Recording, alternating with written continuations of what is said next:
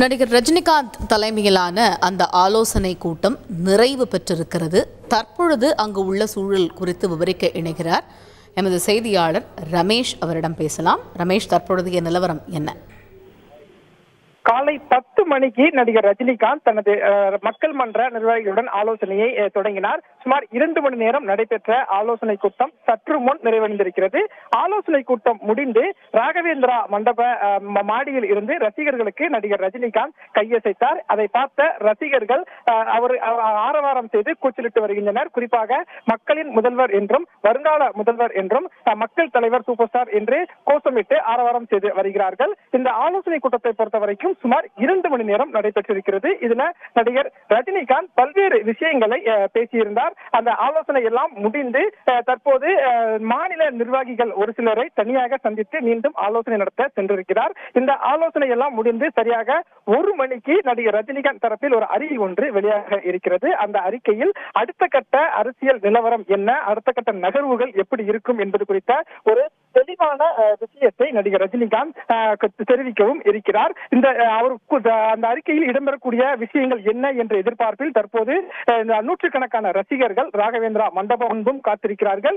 இன்று நடைபெற்ற ஆலோசனை கூட்டத்தை பொறுத்த வரைக்கும் இந்த கூட்டத்தில் ஒரு சில மாவட்ட செயலர்களுடைய செயல திருப்தி இல்லை என்றெல்லாம் சொல்லியிருந்தார்.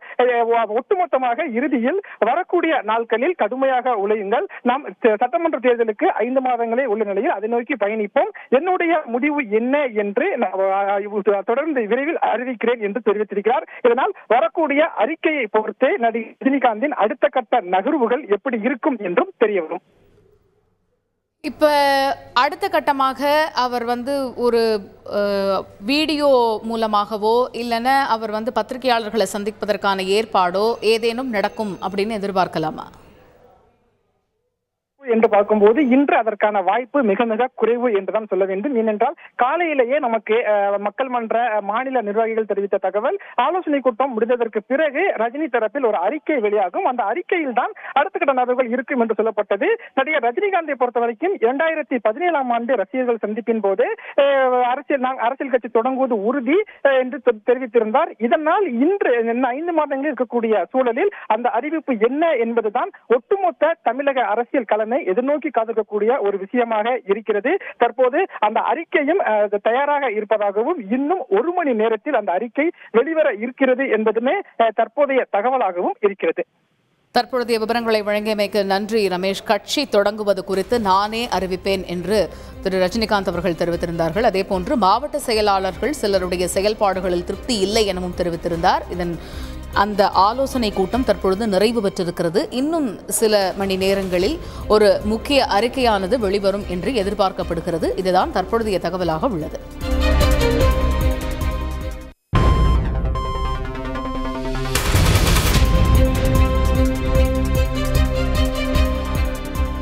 இரண்டு மணி நேரம் நடந்த சந்திப்பு, நிர்வாகிகள் மீது திருப்தி இல்லை, சில நிர்வாகிகள் மீது அப்படின்னு ரஜினிகாந்த் வெளிப்படுத்திய அதிருப்தி அப்படின்னு பரபரப்பாக நடந்து முடிந்திருக்கிறது. இந்த 2 மணி நேர ஆலோசனை கூட்டம் என்ன நடைபெற்றது? செய்தியாளர் டேனியல் கூடுதல் விவரங்களோடு இணைகிறார். டேனியல், உள்ளே என்னென்ன விஷயங்கள் பேசப்பட்டதாக தகவல்கள் கிடைத்திருக்கிறது? வணக்கம் கார்கே. ரஜினி மக்கள் மன்றத்தின் இந்த ஆலோசனை கூட்டமானது அவரது ரசிகர்களுக்கு ஒரு புது உற்சாகத்தை வழங்கி இருக்கிறது என்றுதான் சொல்ல வேண்டும். இன்று காலை 10 மணி அளவில் தொடங்கிய இந்த கூட்டமானது சுமார் 2 மணி நேரம் நடைபெற்று முடிந்திருக்கிறது. 37 மாவட்ட செயலாளர்கள் மற்றும் மாநில நிர்வாகிகள் உட்பட 50 பேர் இந்த ஆலோசனை கூட்டத்தில் கலந்து கொண்டார்கள். ஆரம்பத்தில் இலகுவாக தொடங்கிய இந்த கூட்டமானது நேரம் செல்ல செல்ல மிகவும் கடினமாக ஒன்றாக மாறி இருக்கிறது என்றுதான் சொல்ல வேண்டும். காரணம், ஆரம்பத்தில் தனித்தனியாக எல்லோரையும் நலம் விசாரித்த அவர் கொரோனா காலகட்டங்களில் என்னென்ன செயல்பாடுகளில் ஈடுபட்டீர்கள் உள்ளிட்டவைகளை குறித்து கேட்டதுதான். அதன் பிறகு அரசியல் குறித்த பேச்சு தொடங்கியது.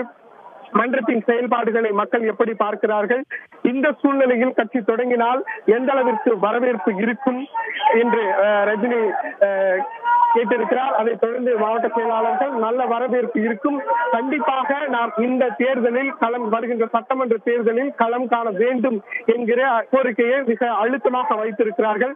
அதன் பின்பாக இந்த தேர்தலில் ஒருவேளை நாம் களம் காணும் பட்சத்தில் தனித்து போட்டியிடலாமா அல்லது கூட்டணி அமைத்து போட்டியிடலாமா என்பது குறித்தும் ஆலோசிக்கப்பட்டிருக்கிறது.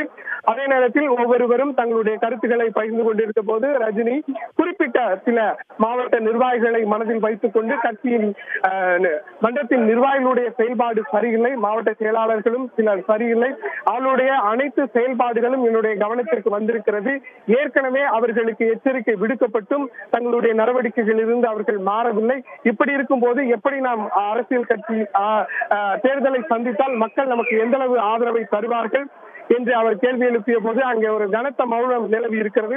அதைத் தொடர்ந்து கட்சி அதாவது அரசியலுக்கு வருவது தேர்தலை சந்திப்பது குறித்த அறிவிப்பை நானே அறிவிக்கிறேன், அதுவரை காத்திருங்கள் என்று அவரிடம் கூறியிருக்கிறார். மேலும் அவர்களுடைய ஆலோசனையும் ரஜினிகாந்த் கேட்டறிந்திருக்கிறார். இந்த செயல்பாடுகள் திருப்தி இல்லை என்று சொன்னது மாவட்ட செயலாளர்கள் மற்றும் நிர்வாகிகளை வருத்தமடைய செய்திருக்கிறது.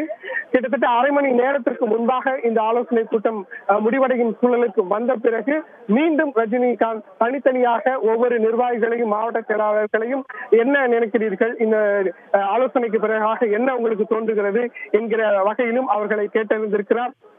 அதே போல முன்னதாக கூட்டத்திற்கு முன்பாக பேசும்போது அரசியலுக்கு வந்தால் சம்பாதிக்கலாம் என்ற நோக்கோடு நிறைய பேர் அதை மனதில் வைத்திருக்கிறீர்கள், என்னோடு இருந்தால் நீங்கள் கண்டிப்பாக சம்பாதிக்க முடியாது, மக்களுக்காக உழைக்க வேண்டும் என்கிறதை தான் நாம் முன்னெடுத்து செல்ல வேண்டும் என்பதையும் அவர் வலியுறுத்தி இருக்கிறார்.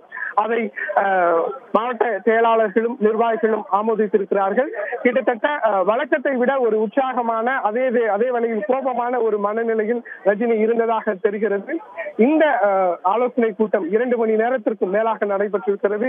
மார்ச் மாதத்திற்கு பிறகு ரஜினி நிர்வாகிகளை நேரடியாக சந்தித்து உரையாடுகின்ற ஆலோசனை கூட்டம் என்பதால் ஒரு முக்கியத்துவம் வாய்ந்ததாகவும் அவர்களுக்கு ஒரு உற்சாகத்தை அளிக்கக்கூடிய கூட்டமாகவும் இது நிறைவடைந்து முடிந்திருக்கிறது. இந்த கூட்டம் நிறைவடைந்த பிறகு ராகவேந்திரா திருமண மண்டபத்தின் பால்கனி வழியாக வந்த ரஜினிகாந்த் வெளியே குழுமியிருந்த ஆயிரக்கணக்கான ரசிகர்களை பார்த்து கையசைத்து உற்சாகம் தெரிவித்தார். ரசிகர்களும் அவரை வளர்த்த கரவொலி எழுப்பி தங்களுடைய உற்சாகத்தை தெரிவித்திருக்கிறார்கள். இன்னும் சில மணித்துளிகளில் இங்கிருந்து அவர் போயஸ் கார்டன் செல்ல இருக்கிறார். அதன் பின்பாக தற்போது நடைபெற்ற ஆலோசனை கூட்டத்தின் விவரங்கள் மற்றும் அடுத்து எடுக்க உள்ள நடவடிக்கைகள் உள்ளிட்டவைகள் அறிவிப்பாக வெளியாகும் என்று எதிர்பார்க்கப்படுகிறது.